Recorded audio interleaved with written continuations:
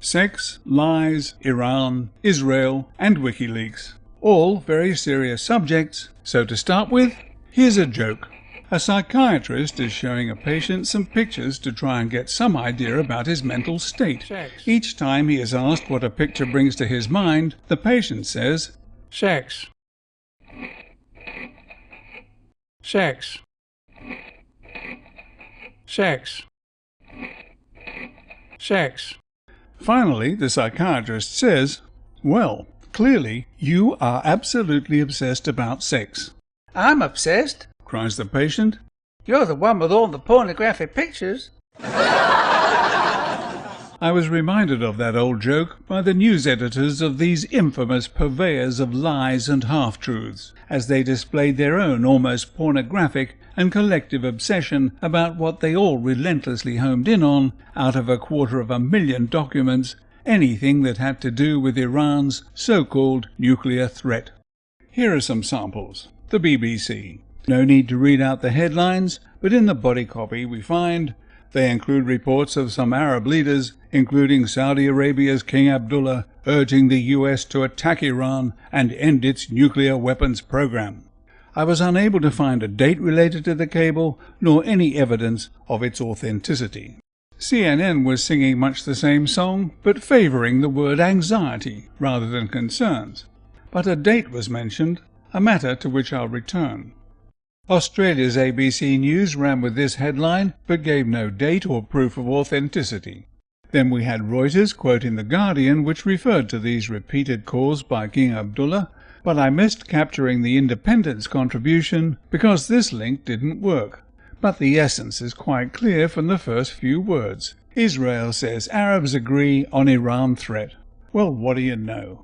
On the other hand, I could have read the London Times leader on Wikileaks by paying £1 for the privilege, an offer I found quite easy to refuse, but the free-to-read effort by the New York Times certainly made up for what I may have missed with this provocative headline and picture. Around the world, distress over Iran. And the irony is that the New York Times headline writer is quite correct. There is distress over Iran, distress at the way it has been cast in the role of the evildoer, when all but the most ignorant observers realize that it is nuclear-armed apartheid Israel that is the real threat, not Iran. Here's a short quiz, so get ready with your buzzers. Question 1. How many times do we see on TV or read in the newspapers that Israel has 200 or 300 ready-to-go nuclear weapons? Question 2. How many times do we see on TV or read in the newspapers that Iran's nuclear program is peaceful, as they claim it is? The answer to both questions is the same. Hardly ever, if at all. In the interest of balance, a report in the Jerusalem Post appears to show a glimmer of sanity. Syrian president says Iranian nuclear strike against Israel would result in massive Palestinian casualties, which Iran would never risk. And on December 6th, Haaretz came out with almost identical wording. Of course the Israeli hawks know that the Palestinians serve them as a protective shield, but their sights are on more distant horizons. Apart from oil, an ever-expanding Israeli population is going to need more and more water very soon. Having masterminded the utter ruination of Iraq, is it fanciful to suggest that the weakening of Iran, either through sanctions or a military attack, is the next step in Israel's ambition to dominate the Middle East from the Nile to the Euphrates and the Tigris? So watch out, Egypt. Peace pacts and accords don't last forever, as Turkey has recently learned. Now let's look at some chronology, which is a fancy way of saying the order in which certain events took place. The date mentioned in CNN's Let's Get Iran hit piece seems to refer to a cable dated Wednesday the 4th of November 2009, in which the US ambassador to Bahrain reported that King Hamad bin Isa Al Khalifa argued forcefully for taking action to terminate their nuclear program by whatever means necessary. That program must be stopped, the king allegedly said. Of course, the question that springs to mind is, what program? Surely the King of Bahrain would not deny Iran the right to produce its own nuclear energy, would he? So he must have been referring to the trumped-up, imaginary nuclear weapons program that the IAEA has still found absolutely no evidence for. And the false accusations on which the King of Bahrain based his statement, and that goes for the King of Saudi Arabia as well, were made by the President of the United States of America when he addressed the G20 conference on September 25, 2009, no more than 1 month and 9 days previously. So, over a year later, the mainstream media, thanks to Wikileaks, has been able to home in on statements made by kings and other heads of state that were based on false information. Here are some excerpts from a video I made about that speech. The Iranian government presented a letter to the IAEA that made reference to a new enrichment facility years after they had started its construction. Iran was not legally bound to inform anyone about commencing to build a new facility. It was only bound to give advance warning to the IAEA when a new facility was about to be utilized. So how could the president of the most powerful nation on earth have been so badly briefed? Or was he knowingly misleading the international community?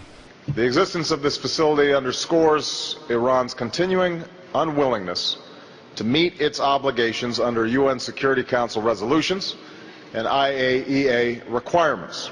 Wrong again, Mr. President, but as former weapons inspector Scott Ritter points out, more likely an attempt on the part of Iran to provide for strategic depth and survivability of its nuclear program in the face of repeated threats on the part of the US and Israel to bomb its nuclear infrastructure. The clear and present danger to the stability of the Middle East is Israel's possession of nuclear weapons and means of delivery. It is not Iran's nuclear ambitions, whether they are peaceful or aimed at the quite reasonable goal of protecting itself against Israel's threats. A nation which has already proved its total disregard for its fellow human beings by walling them into prison communities, bulldozing their homes, and dropping white phosphorus on them, from the very land and the air that they stole from them.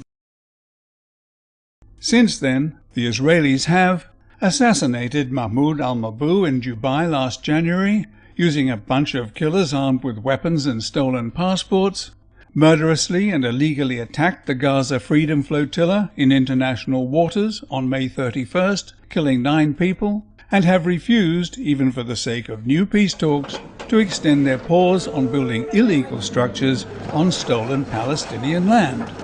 But, for some extraordinary reason, the spotlight is not on nuclear-armed apartheid Israel's appalling and inhuman behavior towards the Palestinians. It is back on Iran, which is, apparently, still meeting its obligations under the Nuclear Non-Proliferation Treaty because the IAEA's new Director General has not released any reports to the contrary. So I cannot help but ask, does anyone else detect just the slightest imbalance here? Right, where are we? Sex. Oh, that was the joke at the beginning. No, sorry. That's all there is. This is a family show. The lies were courtesy of President Obama and were about Iran. Israel, all the rotten things it's done this year. So that leaves Wikileaks. Until this latest batch, I hadn't spent much time thinking about Wikileaks, because for me, the entire edifice crashed and burned when its founder was reported as saying, "I'm constantly annoyed that people are distracted by false conspiracies such as 9/11, when all around we provide evidence of real conspiracies for war or mass financial fraud."